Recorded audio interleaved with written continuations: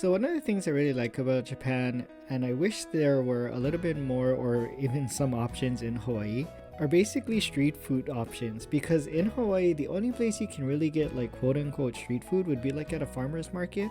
But being able to walk through these alleys and find a random person to buy food from is something that I just really absolutely love. And of course, don't get me wrong, I've definitely come across some relatively questionable food stalls, but I've still tried them out anyway. And honestly, I really haven't had any negative effects from these things. I would say that my only probably negative experience was eating a giant oyster. It was just a little bit too seafoody for me and I couldn't finish it. But other than that, I will always support the street food culture in Japan. Goodbye!